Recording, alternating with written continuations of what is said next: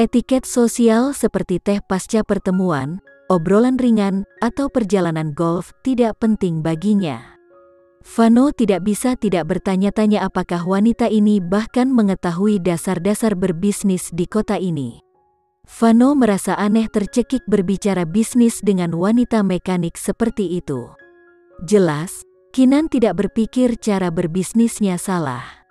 Selama pihak-pihak yang terlibat sepakat tentang kesepakatan bisnis, lalu mengapa membuang waktu untuk melakukan hal lain? Dalam perjalanan pulang, Gavin dan Reza menatap kagum padanya ketika dia mengatakan kemitraan telah dibahas dan ditangani. Kinan berkedip, "Apa yang kalian berdua lihat?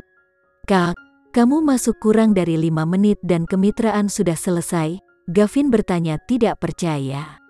Kinan mengangguk dan mengkonfirmasi, "Iya, semuanya sudah siap.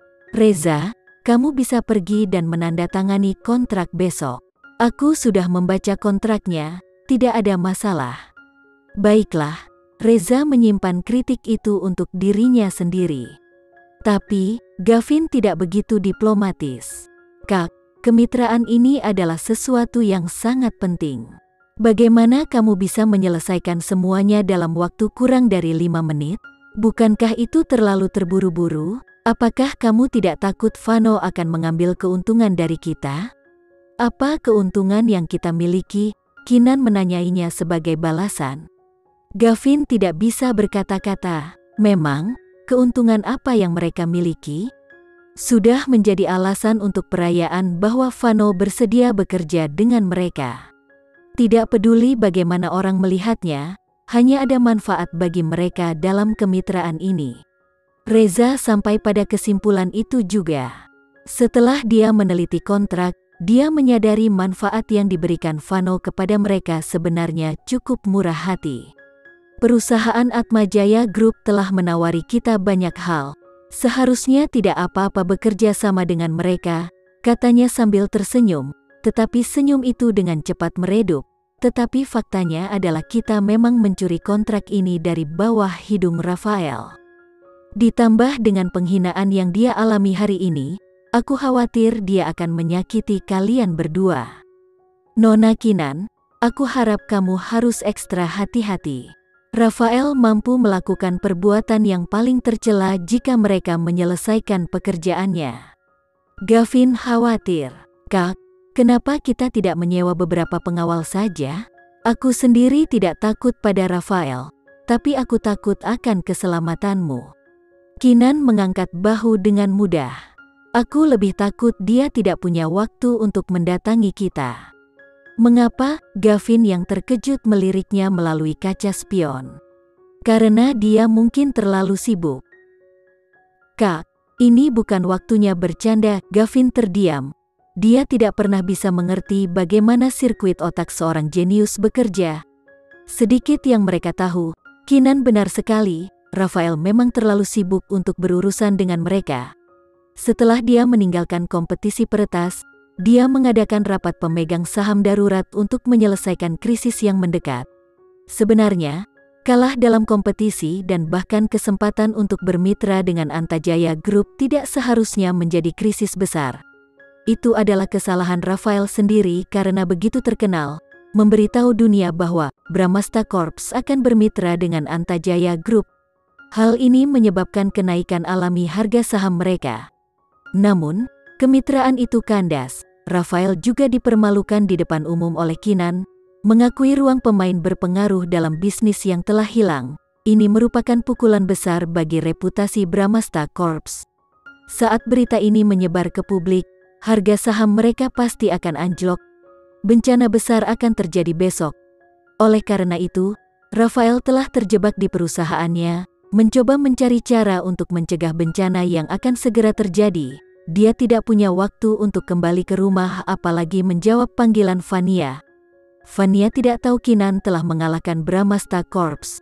Satu-satunya pikiran di benaknya adalah meminta suaminya untuk membantunya membalas dendam terhadap Kinan.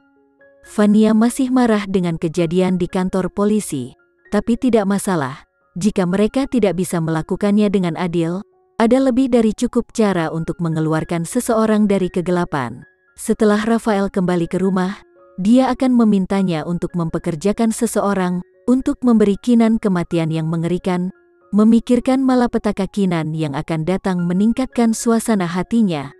Vania membawa Sarah, yang juga sedikit menderita di bawah tangan Kinan, ke spa untuk bersantai. Mereka juga melakukan pijat shiatsu untuk menghilangkan stres dari tubuh mereka. Itu adalah hari pemanjaan mewah bagi mereka berdua. Mereka tidak dapat mengetahui bahwa ini adalah terakhir kalinya mereka dapat dengan bebas menikmati diri mereka sendiri. Dini hari berikutnya, Reza menandatangani kontrak dengan Vano. Berita kemitraan segera dipublikasikan. Saham Bramasta Corps merasakan efeknya hampir seketika. Rafael tahu saham akan turun, tapi dia tidak menyangka mereka akan mengalami penurunan yang menakutkan. Itu adalah penurunan linier.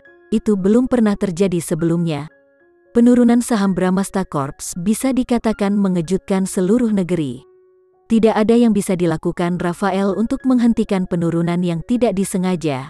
Hanya dalam 1 jam, Bramasta Corps telah menderita kerugian yang tidak dapat diperbaiki. Dengan bagaimana keadaannya, Bramasta Corps harus mengumumkan kebangkrutan dalam waktu 2 hari. Rafael merosot ke lantai dengan putus asa, menyaksikan perkembangan menakutkan ini terbentang di hadapannya. Dia berada di samping dirinya sendiri karena terkejut. Bahkan kelompok Kinan tidak melihat ini datang. Bramasta Corps telah mencapai tujuannya tanpa intervensi langsung mereka. Gavin berseru, dia mendapatkan apa yang pantas dia dapatkan. Rafael telah membuat begitu banyak musuh selama bertahun-tahun. Mereka semua ingin dia mati. Bagaimana mereka akan membiarkan kesempatan berharga ini untuk menghancurkannya pergi? Bahkan orang-orang ada di pihak kita. Sudah berakhir untuk Rafael, dan juga untuk Vania dan Sarah. Reza sama-sama bersemangat. Matanya merah karena emosi. Apakah ini nyata? Ini akhir untuk Rafael. Seminggu yang lalu, di luar imajinasinya yang paling liar, Rafael akan mendapatkan makanan penutup yang adil. Sekarang setelah itu benar-benar terjadi, dia merasa seperti sedang menjalani mimpi. Apakah ini benar-benar akhir bagi Rafael? Apakah Tuhan di atas mendengar permohonanku? Tidak ada yang bisa berbagi hiruk-pikuk emosi internal Reza, karena tidak ada yang mengalami hal yang sama seperti dia. Namun, itu tidak cukup. Baginya, Rafael pantas mendapatkan yang lebih buruk dari itu. Kinan berkomentar dengan samar, ini aneh. Kak, apa maksudmu? Gavin bertanya. Saham Bramasta Corps seharusnya tidak turun begitu drastis. Gavin tertawa. Kak, ini adalah siklus alami. Perbuatan jahat akan dihukum. Dengan berapa banyak kejahatan yang telah dilakukan Rafael, aku tidak akan menganggapnya aneh bahkan jika dia mati. Dia benar. Mengapa mereka harus khawatir demi Rafael? Namun, Kinan tidak bisa menghilangkan perasaan bahwa seseorang menarik tali di belakang layar, atau saham Bramasta Corps tidak akan hancur begitu cepat. Dia tidak memikirkannya, apalagi memikirkan kemungkinan bahwa pelakunya adalah Vano. Ini hasil karyamu, kan? Ferdi bertanya kepada Vano di telepon. Proyeksi penurunan saham Bramasta Corps terlalu radikal. Hanya beberapa orang di negara ini yang mampu mempengaruhi hal seperti itu. Vano menjawab tanpa basa-basi, Rafael memiliki banyak musuh. Ini adalah cerminan dari niat publik. Meski begitu, itu tidak bisa menjelaskan penurunan yang parah. Baiklah, jangan bilang padaku, tapi aku tahu kamu memiliki andil di dalamnya, kata Ferdi dengan sedikit senyum di suaranya. Dia tidak merasa kasihan dengan keruntuhan Bramasta Corps. Bahkan, dia cukup senang tentang itu. Vano tersenyum. Dia tidak mengakui atau menyangkal. Namun, bayangan dingin memang memasuki mata oniksnya.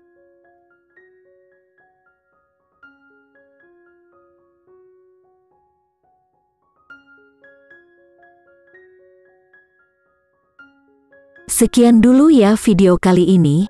Kita lanjutkan lagi videonya di lain waktu. Oh iya, bagaimana menurut kalian? Semoga bisa sedikit menghibur kalian semua. Untuk teman-teman yang baru nonton, jangan lupa subscribe ya, hehehe. Dan kalau teman-teman ada yang ingin gabung langganan, bisa langsung gabung saja untuk dapat fitur yang menarik dan sedikit membantu Mimin. Terima kasih banyak sudah menonton, sampai jumpa lagi, bye.